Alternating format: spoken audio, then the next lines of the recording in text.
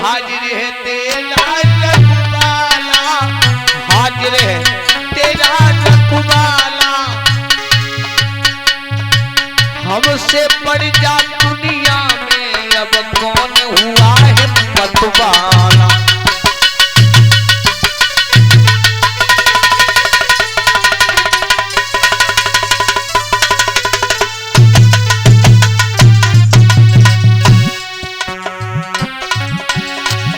बोला हो प्रिय रुदन छोड़ो, हाजिर है तेरा रखवाला, हाजिर है तेरा रखवाला, अरे हमसे बढ़िया दुनिया में अब कौन हुआ रे मतवाला।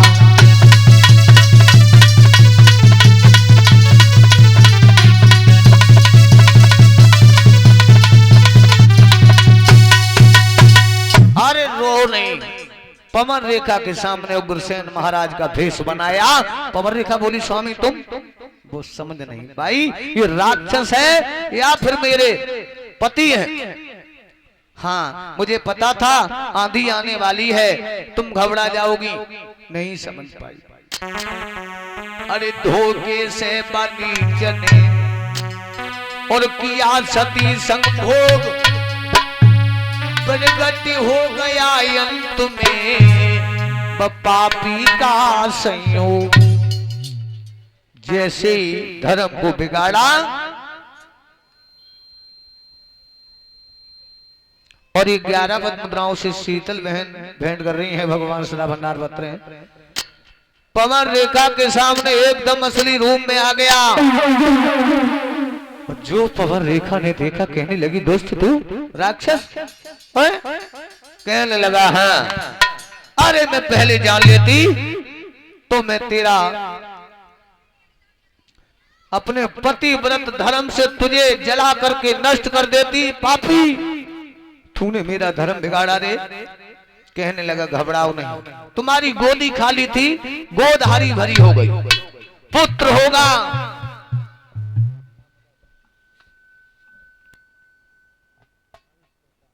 और ये अंश प्रताप श्रीवास्तव जो 11 पद मुद्राओं से सम्मानित कर रहे हैं, भगवान सदा भंडार बत रहे हैं। घबराओ नहीं, राक्षस जरूर होगा, बलवान होगा, संतों को सताएगा, अत्याचार मचाएगा, लेकिन इतना ध्यान रखना संसार में उसे कोई मार नहीं पाएगा। मारने के लिए भगवान को अवतार लेना पड़ेगा, ये ध्यान रखना। मारने के लिए भगवान को अवतार लेना पड़ेगा। रोती बिलखती हुई बेचारी वापस आई, रोती बिलखती हुई वापस आई है। संघ की शैलियों ने देखा, बोले बहना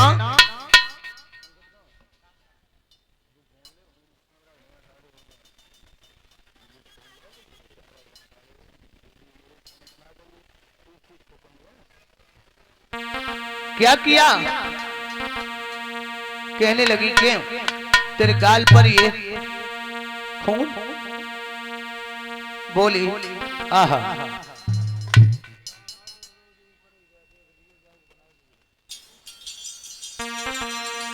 रो करके कहने लगी एक हट्टा कट्टा सा बंदर मेरे थप्पड़ गाल पे मार दिया।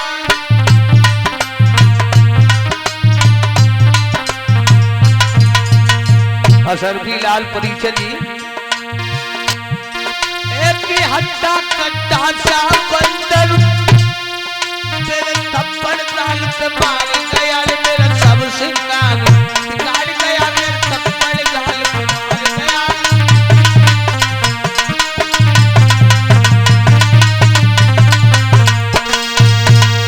बहना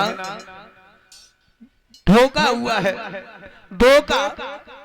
ठीक, आज मथुरा में आती है, पति को पूरा हाल बताया।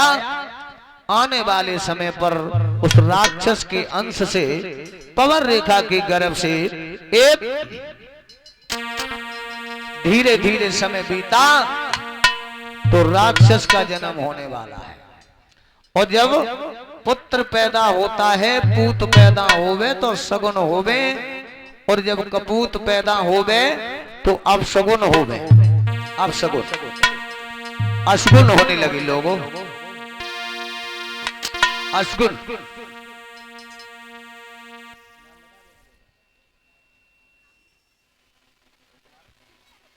और ये दामिनी गौतम और शीतल गौतम, इनके तरफ से 21 पद मुद्राएं भेंट हुई हैं। भगवान सदा भंडार बतरे। क्या हुआ? अरे पैदा होते ही बालक के आदि तूफान मचाने लगी, आदि तूफान।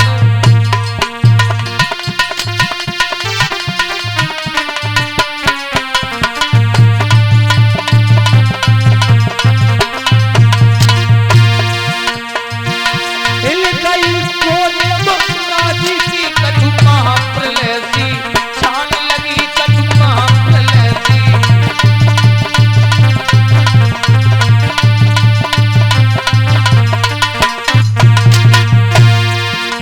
पैदा होते ही बालक के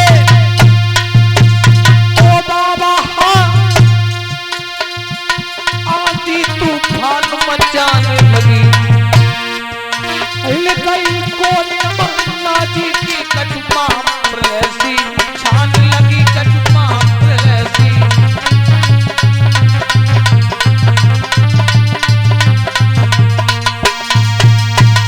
पुत्र पैदा हुआ।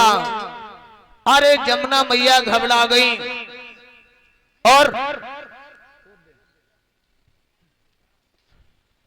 गधे चिल्लाने लगे, सियार चिल्लाने लगे, कुत्ते भौंकने लगे। उग्रसेन महाराज को पता चला ये मेरा बालक नहीं है। पुत्र को लिया, कलश पिटारे में बंद किया। कहाँ है रवि भाई?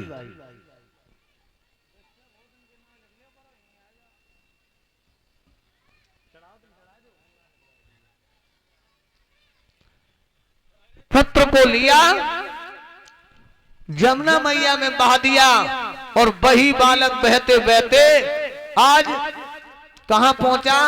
बटेश्वर में। और जब बटेश्वर में पहुंचा तो बटेश्वर के लोग कुछ जमुना नहा रहे थे, उस कलश पिटारे को निकाला और निकाल करके आहा देखा उसमें बालक। राजा सूरसेन महाराज को उस पुत्र को दिया। सूरसेन ने उसका नाम कर संस्कार किया तो पुत्र का नाम रख दिया कंसराज। कंसराज क्यों रखा? क्योंकि वो कलश पिटारे में मिले, इसलिए रख दिया नाम कंसराज। धीरे धीरे थोड़ा बड़ा हुआ, और जब धीरे धीरे थोड़ा बड़ा हुआ उपद्रव करने लगा। बच्चों में खेलने जाता है कि बचपन में और खेल कूद में ही और कितने बालक जन मार दिए।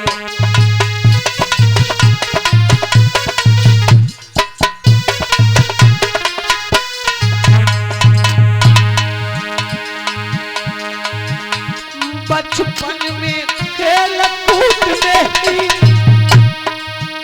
कितने बालक जन मार दिए। कछु नदी कुएं में डाल दिए, कछु लड़भर के संहार दिए।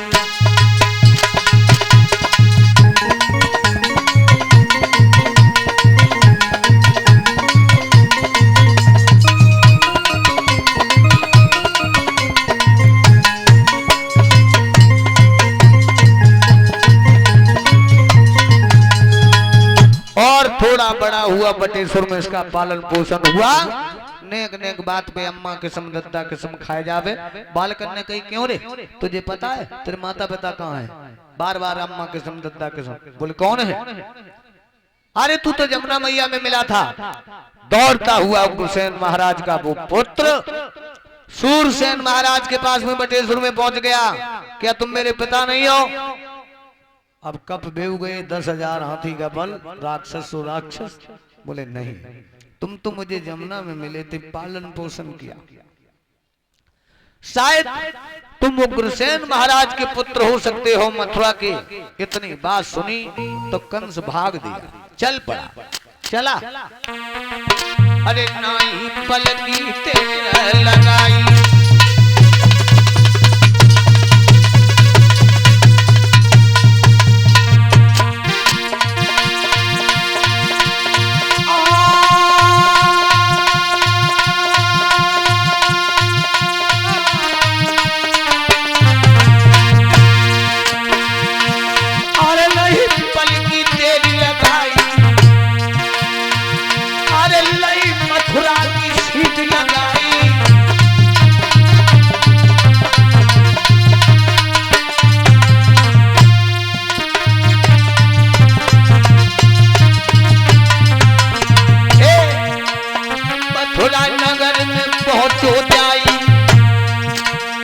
उग्रसेन अज रहे घबराई,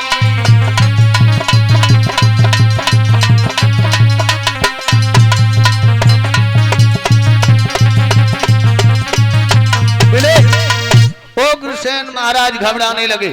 कौन है ये दौड़ता चला आ रहा? बोले हाँ, पहचान कैसे पयो? पैदा भाई तब ही तुमने हमें तुम हाथ डालो, हम वही बालक हैं तुमने जिसे जमुना में बहा दिया। तो उग्रसेन महाराज ने गले से लगाया, बोले बेटा क्षमा कर दो, रहो। अब मथुरा नगरिया में रहने लगा, इसके साथ ही चाच 10 और हो गए संग। मदरा का सेवन करता है, मदरा, शराब पीने लगा, संतों को सताने लगा, अत्याचार पर अत्याचार करने लगता। जिधर भी जाता है संग वाले जयकारे लगाते हैं, कंसराज जिंदाबाद, कंसराज जिंदाबाद के नारे आते हैं। एक दिन तो इसने गजब कर दिया, परीक्षित जी मथुरा नगरिया से 4 लड़कियां दही बेचने को चली, 4। और जब 4 लड़कियां दही बेचने के लिए चली, रास्ते में घेर लिया, कहां जा रही हो? कहने लगी दही बेचने। कहां? गोकुल और वृंदावन की तरफ। शादी हो गई? कहने लगी हाँ, 2 की शादी हो गई, 2 कुंवारी है। जिनकी शादी हो गई कहां हुई शादी? गोकुल और बरसाने में। भोजराज कंस कहने लगा, ओए मथुरा नगरिया के लड़के मर गए थे, तुम्हारे बाप वहां शादी करने गए। सिपाहियों हाथ में कोड़ा लेकर के इनको इतना मारो, हाथ पैर बांध के लड़कियों को पिटवाया, अत्याचार पर अत्याचार करने लगा।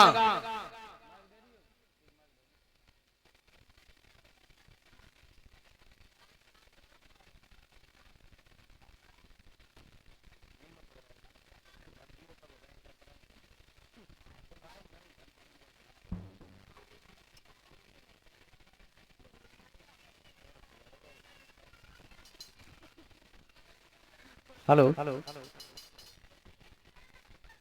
उग्रसेन महाराज के पास में उल्हाने आने लगे और तब तक भोजराज कंस आ गया। उग्रसेन महाराज बोले, बेटा एक बात बताओ, राजा जब प्रजा पर अत्याचार करेगा तो राज्य क्या दीवारों पर चलाएगा? क्या कहना चाहते हो बूढ़े बाप? साफ साफ शब्दों में बोलिए। कैसे बोल रहा है? ऐसे ही बोलेंगे। और जब शेर वन को ही उजाड़ देगा तो अपने को कहां छुपाएगा? क्या कहना चाहते हो? बेटा हाँ, हम तुम्हारे पिता हैं, राजा भी है, तुम अत्याचार करते हो। अरे बूढ़े बाप, कैसी राजा कैसी प्रजा? यहाँ का राजा मैं हूँ, जैसा राज्य चलाऊंगा वैसा मैं चलाऊंगा। अरे तू कैसे राजा हो जाएगा? राजा तो हम हैं। समझ में आ गया, तुम बुढ़े हुए सो हुए, तुम्हारी अकल की घोड़ी बुढ़ी हो चुकी है बूढ़े बाप। इसलिए ये मुकुट उतारो, हमारे सर पे रख दो, इसी में तुम्हारी भलाई है। नहीं, अभी तो तू राजा नहीं है, तो नाक में दम कर दिया लोगों के, और राजा हो गया तू मार डालेगा जान। जैसा भी करूं, अच्छा करूं बुरा करूं, वैसा मैं करूंगा, तुमको कोई मतलब नहीं है। नहीं, भलाई तुम्हारी इसी में है, ये मुकुट उतारो, इज्जत से हमारे सर पे रख दो। क्यों रे, तू तो गद्दी पे बैठा भी अच्छा नहीं लगेगा? अरे अच्छा लगूं या खराब लगूं, उससे तुमको क्या मतलब है?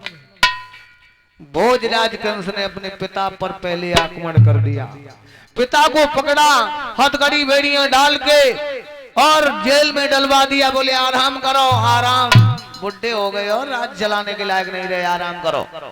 और खुद राजा बन गया।